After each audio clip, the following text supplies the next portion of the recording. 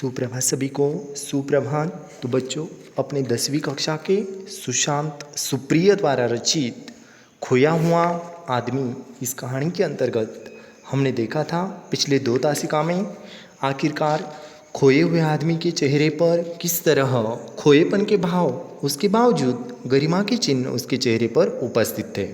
इतना ही नहीं, खोए हुए आदमी की आवाज़ बड़ी ही मधुर थी। उसकी सुरीली आवाज़ से अगर कोई गीत सुनता था तो गांव और भैंसें उसके स्वर लहरियों से मंत्रमुग्ध होकर ज़्यादा दूध देने लगती थी। इतना ही नहीं, खोया हुआ आदमी जो भविष्यवाणी करता था, खोया हुआ आदमी जो बातें करता था वो सच में साबित ही हो जाती थी और इसी के कारण खोया हुआ आदमी सबका चाहता बन गया था। पिछले 2 तासिका में हमने देखा था कि खोया हुआ आदमी किस तरह गांव वालों को सबसे पहले आगाह कर देता था, सचेत कर देता था। इसी तरह खोए हुए आदमी ने गांव में किस तरह के बदलाव किए, किस तरह के परिवर्तन किए और गांव में सभी लोग किस तरह हंसी खुशी से रहने लगे थे, इसका सुंदर वर्णन सुशांत जी द्वारा रचित खोया हुआ आदमी इसमें हमने देखा था पिछले 2 तासिकाओं में।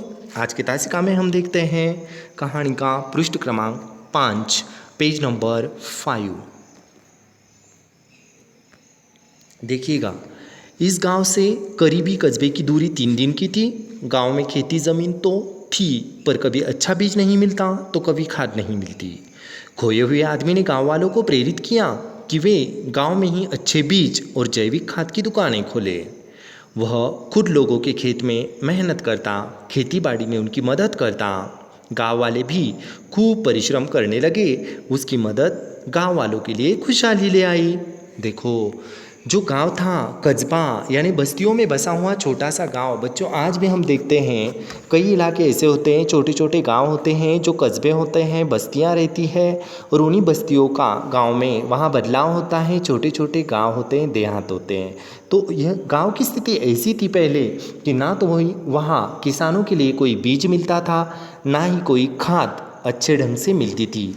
लेकिन खोए हुए आदमी ने गांव में बड़ा ही बदलाव लाया। खाद की और बीजों की, जैविक खाद की दुकान खोली। अच्छे बीज और जैविक खाद की दुकान खोलने के लिए खोए हुए आदमी ने मानो सभी गाँव वालों को एक अच्छे ढंग से प्रेरित ही किया था। इतना ही नहीं, गाँव वाले खोए हुए आदमी की बात मानकर खूब परिश्रम करने लगे, मेहनत करने लगे। उसकी मदद गांव वालों के लिए नई खुशहाली लाई थी। गांव का तालाब मछलियों से भर गया। मछलियाँ यानी मीन, मत्स्य। मछलियों के लिए पर्यायवाची शब्द हैं बच्चों, मीन, मत्स्य। गांव के पेड़ फलों से लद गए। पेड़ यानी वृक्ष, पेड़ यानी तरु। पेड़ के लिए कई पर्यायवाची शब्द हैं। तो देखो, खेतों में फसलें लहलहाने लगी, मौसम अच्छा बना रहा। गाँव वालों ने इन सब का श्रेय खोए हुए आदमी को दिया। आखिर ऐसे क्यों हुआ? गाँव वालों ने इन सब चीज़ों का श्रेय खोए हुए आदमी को ही क्यों दिया? जी हाँ बच्चों, क्योंकि इसके पहले भी गाँव वाले में जो लोग थे, जो खेती करने वाले थे, किसान थे, वो खेती तो करते थे लेकिन सही ढंग से नहीं कर पा रहे थे, क्योंकि न तो गांव में जैविक खाद की कोई अच्छे से दुकान थी, ना ही अच्छे बीजों की दुकान थी। गांव वालों ने इन लोगों को दुकानें खोलने के लिए वहां पर प्रेरित किया था। और इतना ही नहीं, गांव में सब सुविधाएं उपलब्ध हो गई थी, इसीलिए गांव वाले इन सब का श्रेय खोए हुए आदमी को देते थे। उन्हें लगा जैसे उसकी उपस्थिति में बरकत थी। बरकत यानी संपन्नता, खुशहाली। धीरे धीरे वह पूरे इलाके का लोकप्रिय हो गया। पड़ोस के अन्य गांवों के लोग भी उसके प्रशंसक बन गए। प्रशंसक यानी तारीफ करने वाले, प्रशंसा करने वाले यानी तारीफ करने वाले, गुण गौरव करने वाले। बच्चों, जब कोई अच्छा कार्य करता है ना तो सब उसकी प्रशंसा करते हैं ना, ठीक उसी तरह थोड़ी ही देर में वह सबका लोकप्रिय तथा प्रशंसक सभी लोग बन गए थे। शुरू में कुछ लोग उसे प्रश्नवाचक चिन्ह से देखते, पर खोए हुए आदमी का चेहरा इतना विश्वसनीय और उसका व्यवहार इतना सरल और सहज था। धीरे धीरे उसके आलोचक भी उसके प्रशंसकों में बदल गए। देखिएगा बच्चों, शुरू में तो हमने देखा किस तरह बच्चे उसे परेशान करते थे। चितड़ों में लपटा हुआ वह गाँव खोया हुआ आदमी जब गांव में आता है तो किस तरह गांव वाले उसे परेशान करते थे, बच्चे परेशान करते थे, कुत्ते उस पर भौंकते थे। लेकिन इन सब बातों के बावजूद खोए हुए आदमी के चेहरे पर गरिमा के चिन्ह थे, यानी गौरव के चिन्ह थे। तो ठीक उसी तरह कुछ लोग तो उसकी प्रशंसा यानी तारीफ करते थे, लेकिन साथ ही साथ आलोचना करने वाले, आलोचना यानी गुण दोषों को उजागर करने वाले जो लोग होते हैं ना समाज में, वे यानी उसके आलोचक भी उसके प्रशंसक में बदल गए। प्रशंसा करने वाले यानी तारीफ करने वाले लोगों को लगता था उसके पास कोई जादुई शक्ति है। लोग हमेशा सोचते थे कि नहीं, खोए हुए आदमी के पास कुछ न कुछ जादुई शक्ति है जिससे वह आसानी से समस्याओं के हल ढूंढ लेता। हालांकि खोए हुए आदमी ने हमेशा इस बात का खंडन किया। वह हर सफलता को गांव वालों के कठिन परिश्रम का परिणाम बताता। खोया हुआ आदमी कभी नहीं कहता था ऐसे कि नहीं ये मैंने खुद किया है। वो श्रेय अपनी ओर नहीं लेता था, बल्कि श्रेय किसे देता था? सभी गांव वालों को। यानी देखो, सफलता, सफलता का विलोम शब्द असफलता, विश्वसनीय का विलोम अविश्वसनीय। तो देखिएगा बच्चों अगला पैराग्राफ। वह लोगों से कहता, आप सबके पास भी शक्तियां हैं, खुद को पहचानो, अपनी ऊर्जा को रचनात्मक और सकारात्मक कामों में लगाओ, जुड़ो और जोड़ो। देखो बच्चों, किसी ने ठीक ही कहा है, 10 हीरे रख मुट्ठी में, 10 हीरे रख मुट्ठी में, चमक उठेगा नूर, 10 हीरे रख मुट्ठी में, चमक उठेगा नूर, क्योंकि खुद में ही पाओगे कोहिनूर। ठीक उसी तरह वह लोगों से कहता, आप सबके पास वही शक्तियां हैं, खुद को पहचानो, अपनी ऊर्जा को रचनात्मक और सकारात्मक कामों में लगाओ, जुड़ो और जोड़ो। देखो, खोया हुआ आदमी गाँव वालों को कौन सा संदेश देता था? जुड़ो और जोड़ो। यह संदेश खोया हुआ आदमी गाँव वालों को देता था। इस तरह खोए हुए आदमी ने इलाके के लोगों में नया विश्वास भर दिया। लोगों में नया जोश और नया उत्साह भी आ गया था बच्चों। पर अंत में वह दिन भी आ पहुंचा। एक रात मौसम बेहद खराब हो गया।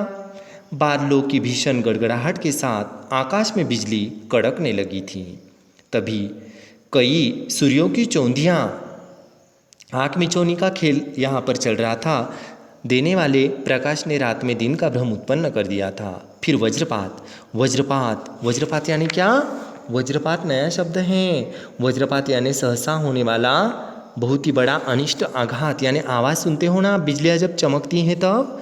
ठीक उसी तरह वज्रपात जैसी भयावह गड़गड़ाहट के साथ गांव में कहीं बिजली गिरी। देखिए बच्चों, अभी बारिश का मौसम चल रहा है ना, तो बारिश के मौसम में देखिए रात का समय है, सभी ओर अंधेरा है, सन्नाटा है। इतना ही नहीं कि बिजलियाँ चमक रही हैं, तो इन बिजलियों का वज्रपात यानी गड़गड़ाहट के साथ बिजली गांव में गिर गई थी। लोग अपनी सांसों की धुक धुकी के बीच अपने अपने घरों में दुबके हुए थे। सारी रात मौसम बोराया रहा। लोगों का कहना है कि उस रात गंधक की तेज़ गंध पूरे गांव में फैल गई थी। देखिए, कारखानों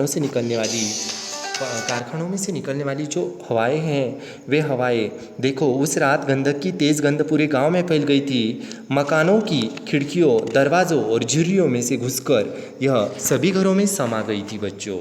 देखिएगा किस तरह का परिवर्तन खोए हुए आदमी के आने के बाद वहाँ पर हो रहा है, गौर से देखिए। बाद में पता चला यह शहर के कारखानों से गैस, रिसाव एवं विस्फोट का दुष्परिणाम था। बाद में उन्हें पता चला कि यह जो शहर में कारखाने हैं बच्चों, हम देखते हैं कहाँ जाता है, प्रदूषण है खतरे की घंटी, प्रदूषण है खतरे की घंटी, चारों ओर है अफरा तफरी, चारों ओर है अफरा तफरी। आज की इस 21वीं सदी में देखिएगा, हमने कितनी भी तरक्की, कितनी भी प्रगति क्यों न की हो, लेकिन प्रदूषण का बढ़ता हुआ खतरा, जैसे कि वो ध्वनि प्रदूषण हो, वायु प्रदूषण हो या जल प्रदूषण हो।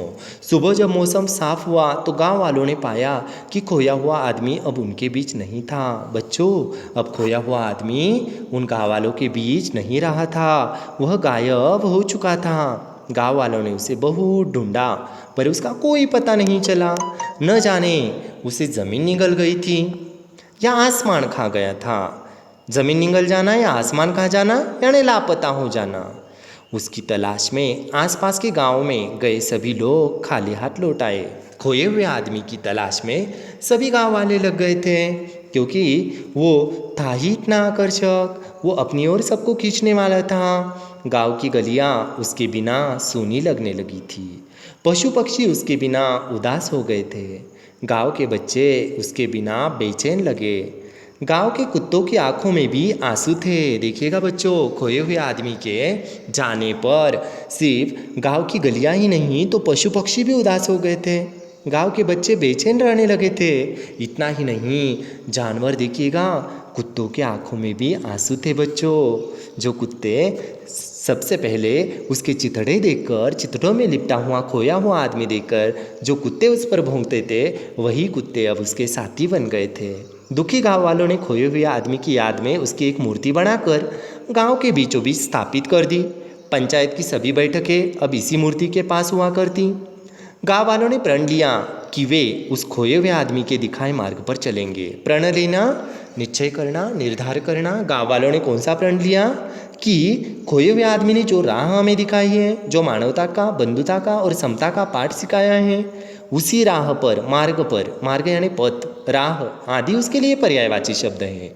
आज भी यदि आप उस गांव में जाएंगे ना, तो आपको खोए हुए आदमी की वहाँ स्थापित मूर्ति दिखाई देगी।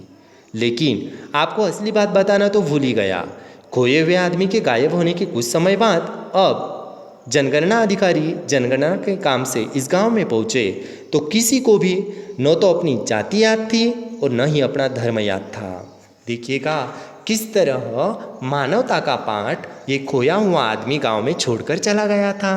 किस तरह बंधुता का पाठ, समता का पाठ, सहिष्णुता का पाठ यह खोया हुआ आदमी अपने गांव में छोड़कर चला गया था।